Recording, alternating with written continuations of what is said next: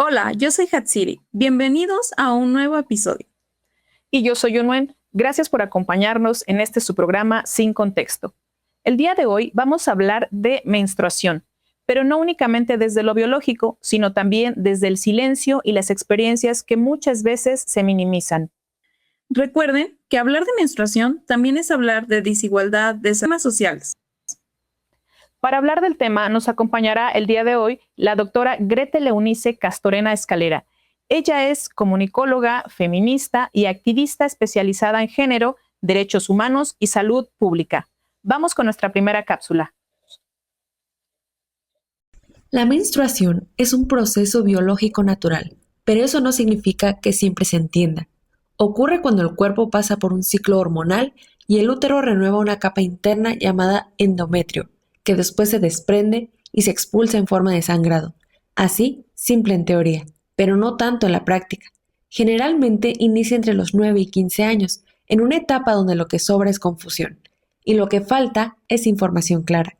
Para muchas, el primer acercamiento no viene desde la educación, sino desde el silencio, la vergüenza o explicaciones a medias. Y ahí empieza todo, porque la forma en que aprendemos sobre la menstruación no solo se define cómo la vivimos, sino también qué tanto entendemos nuestro cuerpo, qué tanto preguntamos y qué tanto normalizamos sin cuestionar.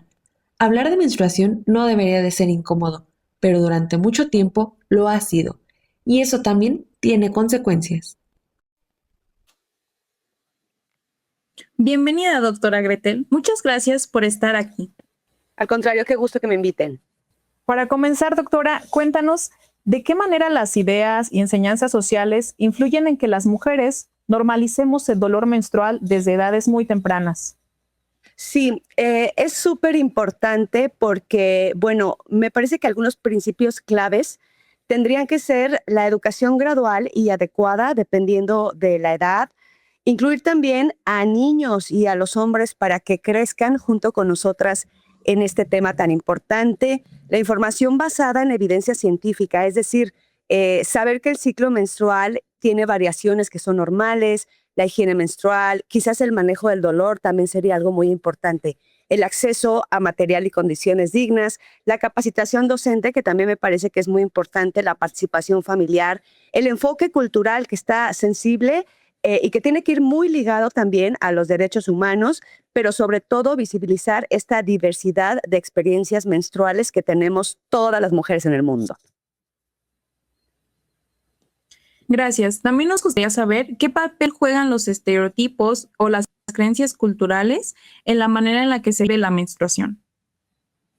Sí, fíjate que me parece que el tema de la desigualdad económica, por ejemplo, es muy importante.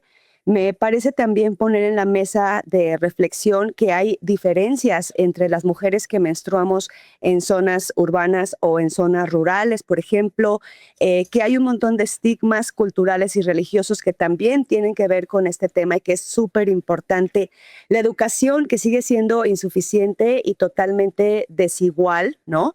Es decir, todavía pareciera que a veces la información se dirige, insisto, únicamente, por ejemplo, a las niñas, dejando fuera a los niños y adolescentes, sobre todo, bueno, por supuesto a los varones, lo que esto hace que se perpetúen pues las burlas o la desinformación. Y bueno, las barreras lingüísticas y de discapacidad que también me parece que son muy importantes, o sea, saber que a veces no tenemos la información disponible en nuestra lengua o en el contexto cultural. Y bueno, hablar también de la desigualdad en atención médica me parece que es súper importante, especialmente en mujeres jóvenes y en poblaciones que tienen menos acceso a la salud especializada. Sin duda alguna, doctora. Y cuéntanos, desde la salud pública, ¿qué consecuencias consideras que tiene el hecho de no hacer visibles estas experiencias? Sí, es muy importante en función de que desde la salud pública hay que empezar a tratar de estrechar, digamos, reducir esas brechas que además implica, bueno, combinar la educación sexual integral, el acceso, por ejemplo, asequible, ¿no?, a productos menstruales, la infraestructura sanitaria adecuada, la capacitación, ya decía, docente y médica, que es súper importante, trabajar en temas, por ejemplo, de políticas contra el estigma y un enfoque inclusivo y cultural totalmente científico. Es decir, a mí me parece que la menstruación no solamente es un proceso biológico, sino que también está totalmente influido por las condiciones sociales que cada una de las personas vivimos. Justamente. Y luego, esta normalización del dolor ha hecho que muchas veces lo que atravesamos nosotras como mujeres no sea tomado en cuenta. Ahora pasemos con la siguiente. La menstruación también se vive en lo cotidiano, en elegir entre toallas, tampones, copa menstrual y cargar siempre un por si acaso, en aprender muchas veces solas qué es lo que mejor puede funcionar para nuestro cuerpo. Pero no todo es información clara. Alrededor de la menstruación siguen existiendo mitos, que no te puedes bañar, que no debes hacer ejercicio, que ciertos dolores se quitarán solos. Y mientras tanto, cada mujer aprende a adaptarse. A eso se suman los cuidados, el descanso, la higiene, la alimentación y también los imprevistos. Mancharse la ropa y no tener un producto a la mano, y sentir incomodidad en espacios públicos. Pequeñas situaciones que juntas terminan influyendo en la rutina diaria, porque menstruar no es solo un proceso biológico, también es una experiencia que se gestiona todos los días, muchas veces en silencio. Hablar de esto también es compartir información, romper mitos y hacer la vida un poco más fácil, porque lo cotidiano también merece ser entendido. Algo muy lamentable que se menciona en esta cápsula es cómo muchas mujeres terminamos incluso dudando de nuestro propio dolor. Doctora, ¿por qué consideras que socialmente muchos hombres tienden a minimizar el dolor menstrual? Bueno, me parece que primero porque no lo viven. O sea, a las mujeres nos atraviesa el cuerpo pues durante, yo creo que más de 30 años. Y entonces me parece que compartir también con ellos este proceso vivo, ¿no?, que nos hace sentir que somos mujeres sanas, que somos mujeres, bueno, por supuesto, en edad reproductiva, que no necesariamente tiene que ser así, porque sabemos que hay un montón de niñas que cada vez reducen más la edad, digamos, en el momento en que empiezan a menstruar. Pero bueno, pues sí, es muy importante seguir compartiendo la información en espacios como este, ¿no? En donde, pues bueno, entre Hatsiri y tú, Jun, pues están haciendo precisamente este esfuerzo para visibilizar todos esos procesos biológicos que estamos y que vivimos pues la mayor parte de nuestras vidas las mujeres, ¿no? Bueno, y esta falta de empatía es muy recurrente. ¿Qué considera usted, doctora Grete, que influye esto en la atención médica y en la vida cotidiana de las mujeres? Sí, es muy importante comenzar a hablar de educación menstrual desde tempranas edades. O sea, eso nos permite que las niñas, los niños, incluso los adolescentes comprendan precisamente cuáles son los cambios de los cuerpos de las mujeres antes de vivirlos, sobre todo con miedo, ¿no?, y con vergüenza. Entonces, a mí me parece que desde la salud pública, desde la educación, con esta información temprana, pues nos ayuda precisamente a construir este tipo de relaciones muchísimo más sanas con nuestro propio cuerpo. Y esto es súper importante porque, bueno, a lo largo de la historia he escuchado, bueno, versiones encontradas en torno a que cuando yo pregunto, ¿es ventaja o desventaja nacer en un cuerpo de mujer? Y me dicen, no, pues es una de las desventajas de ser mujeres es precisamente la menstruación. A mí me parece que tenemos que resignificarla, o sea, que tenemos que reducir el miedo, la confusión, seguir trabajando, digamos, combatiendo tabús y estigmas, favorecer nuestro autocuidado, nuestra salud, conocernos, que eso es súper importante. O sea, a mí me parece que luego de repente hasta nosotras mismas nos da miedo vernos desnudas, ¿no?, frente a un espejo, y además con tanta información que de repente tenemos en los medios de comunicación que se la pasan diciéndonos son imperfectas, tienen un gordito por aquí, están subiendo de peso, les salen arrugas, etcétera. O sea, toda esa parte me parece que tenemos nosotras las mujeres que recuperar nuestra propia autonomía corporal. O sea, a mí me parece que si las mujeres no tenemos esa autonomía y si no conquistamos primero nuestro cuerpo, pues bueno, que no vamos a conquistar nada. Así es que, bueno, me parece que es muy importante también involucrar a toda la sociedad, o sea, romper ese ciclo de desinformación que durante décadas, pues quizás nuestras abuelas, nuestras bisabuelas o nuestras madres no tuvieron con nosotras. O sea, estamos en una generación en donde tenemos que empezar a transitar, digamos, ¿no?, a una educación menstrual adecuada y totalmente informada. Sí, doctora, fíjate que me encanta que menciones esto, ¿no? De que la información debe ser completa, de que todos debemos estar informados del tema, porque es muy usual que en las escuelas, cuando se habla del tema, sacan a los chicos, ¿no? Entonces vamos a dar información sobre menstruación o sobre toallas sanitarias, la copa, y entonces sacan a los hombres y nos quedamos las chicas para que nos den la charla, como si fuera totalmente ajeno a ellos, cuando es un proceso con el que, si bien no lo viven, pues comparten esta experiencia emocional que tenemos nosotras, ¿no? Y no la ven de la mejor manera usualmente. Pues vamos a gracias por esto y vamos con la siguiente cápsula. De acuerdo. Para muchas mujeres, la menstruación no es solo una molestia, es un dolor real, un dolor que detiene, que cansa, que impide concentrarse o incluso levantarse de la cama. Se estima que entre el 50 y el 90% de las mujeres experimentan dolor menstrual, pero dentro de ese grupo, alrededor de un 15 a 20% vive cólicos tan intensos que pueden considerarse incapacitantes. Eso significa que millones de mujeres faltan a la escuela, al trabajo o a sus actividades diarias cada mes, y no por elección, sino porque su cuerpo simplemente no responde igual. Aún así, este dolor suele minimizarse, se le llama exageración, se compara con una molestia pasajera o incluso se ignora lo que realmente implica vivirlo. Reconocer que el dolor menstrual puede ser incapacitante no es dramatizar, es visibilizar una realidad que ha sido normalizada en silencio durante demasiado tiempo. Estamos de vuelta y nos damos cuenta que muchas de las dificultades van desapercibidas para aquellos que no las viven directamente. Doctora, desde tu experiencia, ¿qué aspectos de la vida cotidiana suelen verse más afectados durante la menstruación?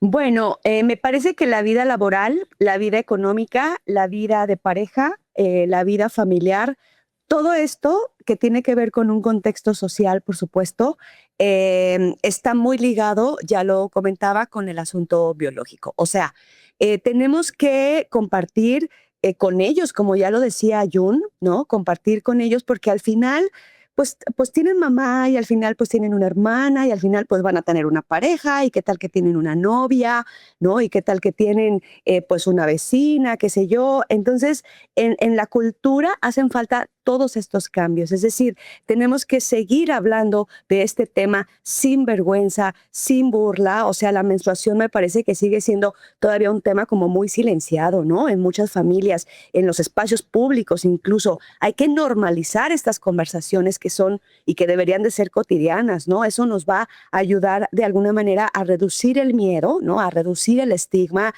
y pues bueno, dejar de asociarla también con debilidad y con impureza, ¿no? En algunas culturas todavía se piensa y tienen estas ideas que persisten en que las mujeres menstruantes pues quizás somos menos capaces o somos súper exageradas o somos emocionalmente inestables, ¿no? O sea, empezar a romper con esos estereotipos es una clave fundamental para reducir la discriminación. O sea, a mí me parece que tenemos que tener representaciones muchísimo más realistas, incluso en los medios, ¿no? Y en la publicidad, porque durante años la menstruación se ha mostrado como algo artificial. O sea, no sé si ustedes han visto algunas publicidad de la misma toalla femenina, ¿no? Que ponen ahí la menstruación pintada como de azulito, ¿no? Como si fuera de forma artificial, como si fuera algo escondido. O sea, porque mostrarla con naturalidad sería de alguna manera como muy agresivo. No, a mí me parece que tendremos que hacerlo de manera real, ¿no? Yo le digo a veces a mis estudiantes, oigan, si ven una publicidad así, pues les vengo a decir que no tenemos sangre azul, ¿no? Que nosotras tenemos, que nuestra sangre, pues es la sangre, ¿no? De nuestras mujeres, que además nuestra sangre no es sucia, que nuestra sangre representa precisamente un producto del cambio de nuestro maravilloso cuerpo. Sí creo que es importantísimo tomar muy en serio el dolor menstrual. O sea, no es normal aguantar. A mí me parece que incluso a la política pública le ha hecho falta, ¿no?, generar esta política para que dé toallas femeninas gratuitas. O sea, a mí me parecería maravilloso que esto pudiera ser. Claro, que si ya quiere alguien comprar con alas, sin alas, con olor, sin olor, para la noche, para el día, para flujo abundante, qué sé yo, bueno, pues que se tenga ya esa opción, que alguien pueda invertir su economía en esto.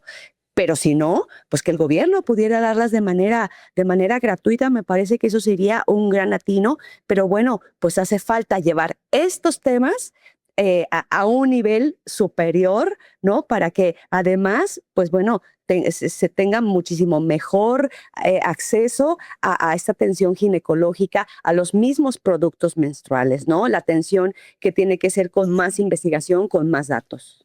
Sí, así es. Y fíjate qué bueno que mencionas esto, doctora, porque los preservativos sí se regalan. Vas a Salubridad y te regalan preservativos, pero las toallas no. Y entonces estamos dando por hecho que todas las mujeres tenemos acceso a productos menstruales, pero también en este punto hay una desigualdad social muy grande. Totalmente. Y ¿sabes qué, Jun? La economía de las mujeres, que si bien es cierto, porque además ya la ley lo establece, ¿no? Las mujeres y los hombres ganamos lo mismo. Sí ganamos lo mismo, pero no se ha terminado de entender que la economía que nosotras ganamos, si bien es cierto, ya ganamos igual que ellos, nuestra economía en términos del famoso incluso, ¿no?, impuesto rosa, va precisamente destinado a la compra de ese tipo de productos que requieren nuestros cuerpos y que tienen que ver con esta salud menstrual que nosotras tenemos. Es decir, mínimamente un 1, un 2 o hasta un 3% del dinero que nosotras obtenemos va destinado precisamente a la compra de este tipo de productos, o las pastillitas, a los pantiprotectores, etcétera, que va destinado directamente ahí. Y que bueno, eso pareciera que no se ve, porque también habrá que decirlo, somos un negociazo los cuerpos de las mujeres para la farmacéutica. O sea, tenemos 14 métodos anticonceptivos que todos nos invaden el cuerpo, que nadie nos los regala, cuando para ellos, bien lo dices, tienen 2 métodos, la vasectomía que no es muy famosa, que digamos, porque todo el mundo le da como miedillo, y los preservativos que los regalan en tiras completas y que además no los quieren usar. Entonces, nosotras podemos parir una vez al año, ellos pueden reproducirse con una persona diariamente, ¿no? Tengo estudiantes que me dicen, ay, maestra, yo hasta 2, ¿no? Y la verdad es que sí les creo. O sea, lo pueden hacer, pero además lo reafirman, carajo, ¿no? Bueno, pues habrá que empezar a cambiar con esta parte que tiene que ver con la división también de ejercer nuestro derecho sexual a nuestro derecho reproductivo, que son 2 derechos totalmente diferenciados que no hemos sabido poner en la balanza, ¿no? Queremos tener una vida sexual, por supuesto que la podemos tener, pero no queremos reproducirnos. Bueno, pues entonces vamos a ver cómo nos organizamos ahí, ¿no? O sea, pero eso se habla. También aquí viene el tema de la comunicación, ¿no? Con nuestras parejas. Sin duda, doctora. Pues quisiéramos seguir hablando mucho más, pero nos acercamos al cierre. Te agradecemos muchísimo el espacio, el tiempo, y que nos hayas compartido toda esta información tan valiosa. Al contrario, para mí ha sido un gusto. Muchísimas gracias por la invitación. Gracias, Jun. Gracias también a ti, Hatsire. Gracias por este espacio. Gracias, doctora. Y nos vamos a la siguiente y última cápsula. La menstruación no debería de ser un tema exclusivo de quienes la viven. Sin embargo, durante mucho tiempo, la educación sobre este proceso se ha limitado, casi en secreto, solamente a niñas y a adolescentes. El resultado, generaciones que crecen sin entender completamente qué es la menstruación, pero sí aprendiendo que es algo que se oculta, que incomoda o que incluso puede llegar a dar risa. Educar a hombres y mujeres por igual no solo informa, también transforma. Permite generar empatía, romper estigmas y construir espacios más respetuosos en la escuela, en el trabajo y en la vida cotidiana. Cuando todas las personas entienden el proceso, dejan de existir los silencios incómodos, las burlas y la desinformación. Hablar de menstruación deja de ser un tabú y se convierte en lo que siempre debió ser, un tema de salud y de conocimiento básico. Y recuerden, visibilizar la menstruación es reconocer un proceso que nunca debe ser silenciado. Gracias por habernos acompañado a un episodio más de Sin Contexto. Hasta la próxima.